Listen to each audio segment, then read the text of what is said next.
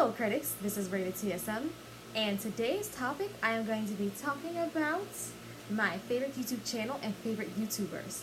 So I've been on YouTube officially since I was about probably 11ish, and back then on my other channel I would just watch AMVs, which are just anime music videos, after I lost interest in, I guess, just watching AMVs, which I mostly used just to find new and good music.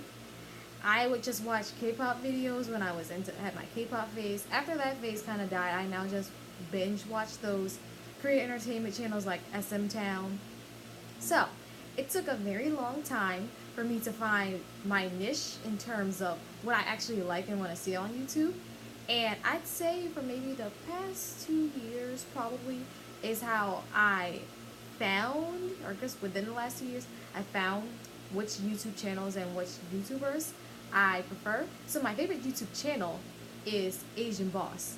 Now, it's a news channel basically, and these people, they go around, they go do street interviews in different Asian countries like India, Japan, Indonesia, and they don't necessarily have the resources to always do certain countries because they're based in South Korea, so they mostly do videos in South Korea, Japan, and now a lot more frequently China, and getting to be more frequently India. And they started with the Philippines and they're making more videos in the Philippines. So it is expanding, but I think for people who are trying to look for maybe a good news channel to watch for people who are going to Asia and whatnot, you should probably try Asian Boss, because I think some people, they go to a country and obviously you have your own biases, but if you don't know anything about the country, or you don't know anything about the political issues going on, or the climate, politically, government-wise, even economically, then you're not necessarily going to know what you're getting yourself into when you go to that place. So I think that, for me personally, I think it's a good channel. However, it is a news channel, so obviously it has its bias. They try to be as objective as possible, but no matter what, you can't necessarily erase your bias, because that's just impossible. Even I'm a history major, and I have my own biases when it comes to analyzing history, even though I try to be objective. So I can't say it's the best, but I can't say it's the worst either, because it's up for whoever wants to watch that channel to determine how good Asian Boss is for them.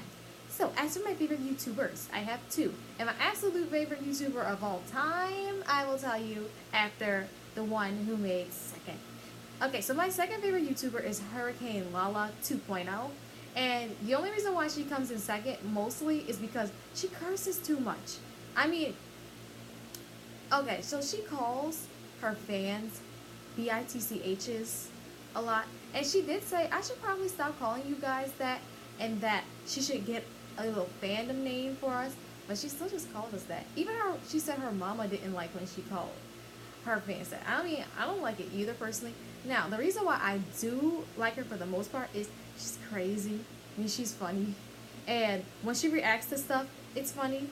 I mean, there was this one time, there's this giant, I guess, flying bug in her house, and her reaction was totally my reaction, and her reaction was on camera, and I vibed with it so much that I was like, yes, I mean, I have to follow her.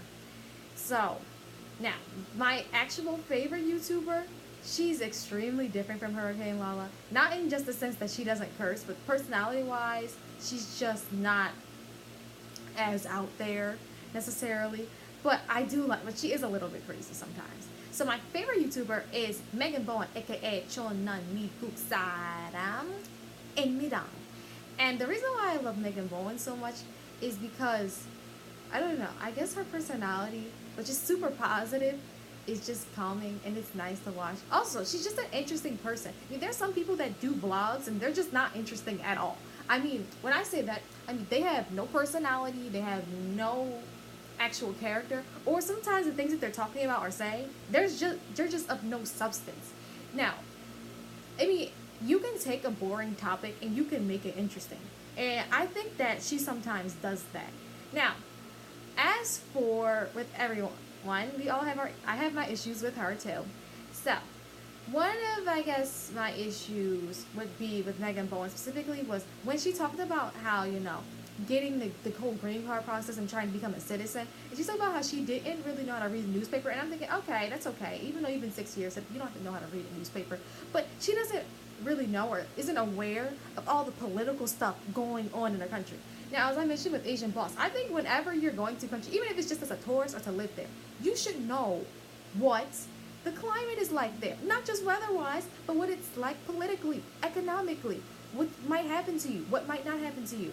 And I'm not saying you should just feed into all the stereotypes or just discourage yourself from moving to another country, but you should at least think about it. And for her, she moved to Korea and has been there for I think 6 or 7 years. And not knowing that, to me, is just disappointing. However, I can't necessarily fault her to that because there's a lot worse. I mean, there are people who go in with just total stereotypes. And my advisor, she talked about this man who went to China. And he had all these stereotypes about China. He hated China. But basically, he went in there basically thinking he would hate China. Then went to India and said, oh my gosh, the Indians were worse than the Chinese, basically. I mean, if you go in there thinking about how bad they're going to be, or you're not assuming that they're going to be good people or that you can't be biased, then of course you're not going to have a good time. That's one thing that I do really like, is that she talks about how she can't necessarily have her own biases because it is a different culture from her own, and that's one way to stay positive. Now, as for that, there are a lot of people I know who don't like her at all, especially black people, because they think that she's just trying to become Korean or that she's a Korea boo, and they kind of fault her to how she's assimilating. Okay, yes, I get it, that she's a black woman living in Korea, and that maybe she's starting to develop Korean styles, but at the same time, you have to understand, she's been living there for 6 or 7 years, and I think that if you've been living in another place for at least a year and possibly even more, you start to assimilate to that culture. Like Hurricane Lola, she lived in Korea for 2 years, and when she came home, she talked about how different things were and how, her perspective on certain things changed. For instance, wearing your shoes in the house. Now, in my family, we don't do that. We're just a typical black family. I guess, well, not really, but not at all, to be honest. But my family, we don't wear the shoes in the house because that's disgusting, which is not the mentality of most Americans. I mean, I tell my friends to take their shoes off in my house, and my grandma lets my, father walk in a house like that. But I just think it's just nasty. I mean, you've been walking over God knows what. And especially considering I have neighbors who just let their dogs kind of crap all over the place. So there's that. And so I know that when I went to Japan, I obviously appreciated that. And that didn't really necessarily change my perspective when I came home from Japan. But honestly, you can't necessarily call somebody a Korea boo for changing their style. Because also, there's not going to be there's not necessarily a lot of Americans in Korea or a lot of black people in Korea. So how can she necessarily just continue a style that she's not necessarily going to see all over the place?